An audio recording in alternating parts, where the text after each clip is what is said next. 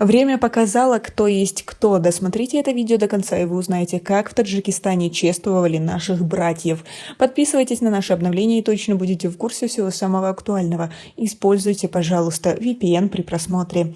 Эмомали Рахмон и Шавкат Мирзиёев обменялись поздравительными телеграммами по случаю 30-й годовщины установления дипломатических отношений между двумя странами. В поздравительной телеграмме Эмомали Рахмона в адрес президента Узбекистана, текст которой приводит пресс-служба президента Республики Таджикистан, говорится: 30-летие установления дипломатических отношений между Республикой Таджикистан и Республикой Узбекистан предоставляет мне приятную возможность направить вам наши теплые поздравления и наилучшие пожелания по этому случаю, этой важной даты в новейшей истории взаимоотношений наших стран.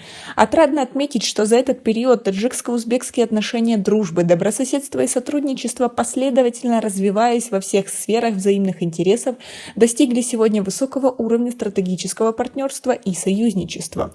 Мы выражаем наше глубокое удовлетворение нынешним состоянием и взаимовыгодных отношений двух стран и уверены в том, что многогранное таджикско-узбекское взаимовоздействие, основанное на незыблемых принципах добрососедства, взаимного уважения, доверия и взаимовыручки, будет впредь развиваться по нарастающей, обогащаясь новыми созидательными примерами во благо коренных интересов наших братских народов. Желаю вам, дорогой Шавкат Мирамонович, доброго здоровья, благополучия и новых успехов, а дружественному народу Узбекистана мира, спокойствия, устойчивого прогресса и процветания.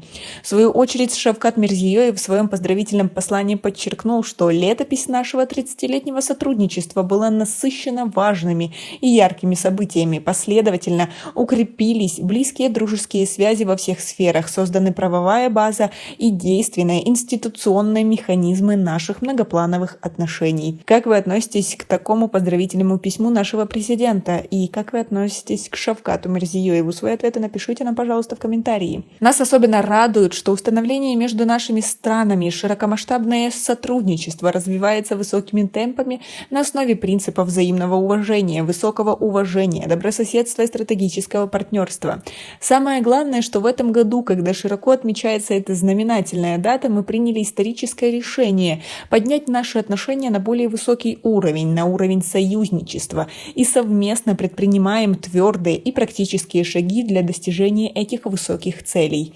Налаженный активный диалог на высшем и высоком уровнях в духе открытости и конструктивизма, а также действующие механизмы регулирования наших межгосударственных и межправительственных отношений служат прочной основой для укрепления взаимовыгодного сотрудничества по всем направлениям. Убежден, что мы и дальше будем укреплять наши углубляющиеся отношения взаимовыгодного сотрудничества в духе стратегического партнерства и союзничества, а также вместе уверенно двигаться к новым целям на пути общего развития наших народов с единой историей и культурой.